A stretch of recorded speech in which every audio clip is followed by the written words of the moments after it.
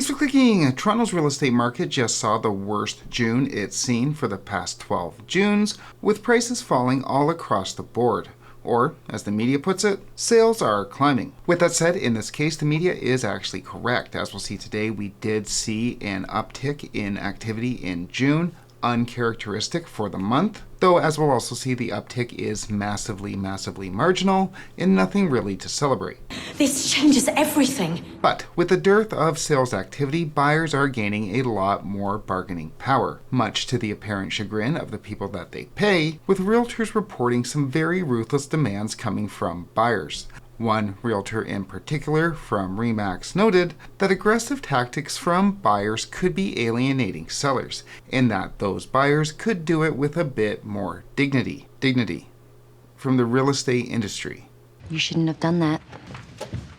So what I want to do today is go over Toronto's real estate data for the month of June, take a look at some of this undignified behavior, and then dive into the historical record to see what ReMax could teach us about operating in the market with dignity. Now, I hadn't realized that buyers, the people that pay their realtors, wanting to get the most for their money was considered undignified behavior. As such, I encourage everyone to leave their best industry acting dignified story in the comments, and then we'll feature them on this channel so we can all learn about the industry's stellar example. Don't talk to the press! With that said, we will obviously continue to track how Toronto's real estate market plays out on this channel. Make sure you click like and subscribe if you want to get those updates, but for now, let's get into this data.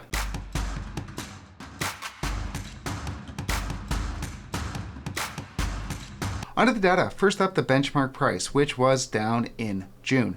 May's benchmark was sitting at $1,012,800, and that fell about $17K to $995,000 in June. So the benchmark price down about $17K from last month, but also down about $115,000 from last year, back when, according to the media, the market was showing some signs of life. And realtors told us that all those pent-up buyers were in wait-and-see mode, waiting to see what the Bank of Canada was going to do. That was 225 basis points worth of rate cuts ago. Next, the average price, which was also down. May's average was $1,120,900, and that fell about $19K to $1,101,691 in June. So the average price down about $19K since last month, and down about $50,000 since June of 2024. Next, the median price. The median price, that's where half as many homes are sold over that price and half as many are sold under that price, and that was down as well. May's median was $955,000, and that dropped just a bit down to $950,000 in June. So that's about a $5K drop in 1 month's time, but still down about $40,000 since May of 2024. Next, the months of inventory measurement, the MOI, which measures if no more homes came to the market, how long would it take for Toronto to completely run out of homes for sale, which was up. Toronto's MOI in May was 4.3 and is now sitting at 4.4. That's the highest months of inventory that Toronto has seen for the past 12 years. Not just the past 12 Junes, the past 12 years in total. And finally, the sales to list price ratio, which measures by how much over or under asking a home sells. So if a home is listed for 100K and sells for 95, the SLPR would be 95. Toronto's SLPR in May was 99 and is now sitting at 98. So on average, homes are now selling for 2% under asking. So we have the benchmark price down about $17,000. We have the average price down $19,000, the median down $5,000. We have relative more inventory in the market, and homes are selling for more under asking price. But as we've seen for the past year or so, the real story here is the sales numbers coming in at 6,243, the worst sales numbers for the past 12 Junes. With that said, I think it's worth noting that we did see an uncharacteristic increase in sales from May. We usually don't see sales in June increase from May. Sales almost always fall between May and June. So we are seeing some increases in the sales numbers. Unlike previous months, we really shouldn't be seeing this increase. Though with that said, those are increases from an incredibly weak real estate market. No, it's not! But we're also seeing major increases in new listings as well. New listings came in at 19,839, the second highest for the month of June in the past 12 years. And with so many new listings and still the worst sales numbers for the past 12 Junes, there's an awful lot of active listings just sitting on the market, coming in at 31,603, the highest number of active listings to sit on Toronto's market, not just for the month of June, not just for the past 12 Junes, but for the past 12 years. And with the market in such rough shape, buyers have an awful lot of buying power.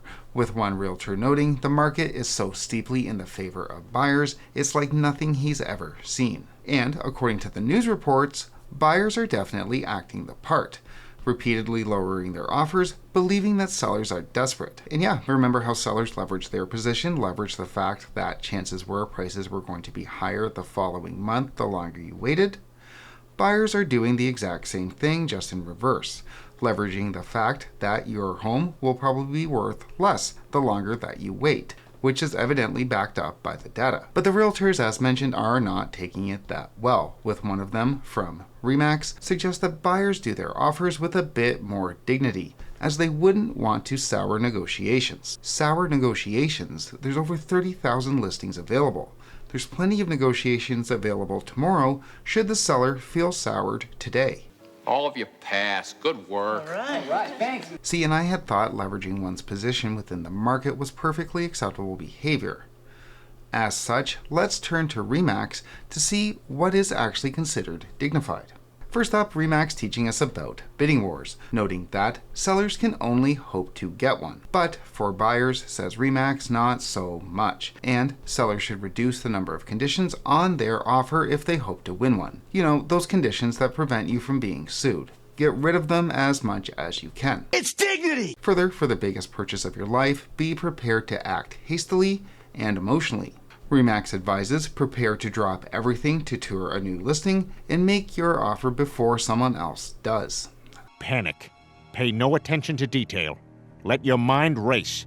Next, the blind bidding debate from back in 2021. Blind bidding is the process that we currently have where buyers are not permitted to know the other offers being submitted on a home. ReMax noted at the time that some realtors were ignoring that restriction and letting buyers know about competing offers in order to get the bids moving higher and higher. That was back in June of 2021 when the benchmark price was $1,050,000, now sitting at $995,000. So if any of those bidders were prodded along by realtors, they're now out at minimum $50,000 in home value, minus inflation, which has been considerable since 2021. Dignity. Always dignity. And on this point, realtors disclosing bids to push up prices, we have a whole list of dignities on Reddit, with one would-be buyer noting that when they refuse to increase their offer, their realtor's boss called them to say they needed to offer another $25,000, getting the boss in to do your closing. Dignified. And that's just when the competing offers, the competing bids were real, which many of them weren't. Remember when 2 ReMax agents got caught getting their friends and families to submit fake offers? Now granted, sure, yeah, those realtors did get suspended, but 1, did their victims get any of their money back? And 2, does anyone really think they were the only ones doing it? They weren't. Now, of course, let's address this for those who completely missed the point.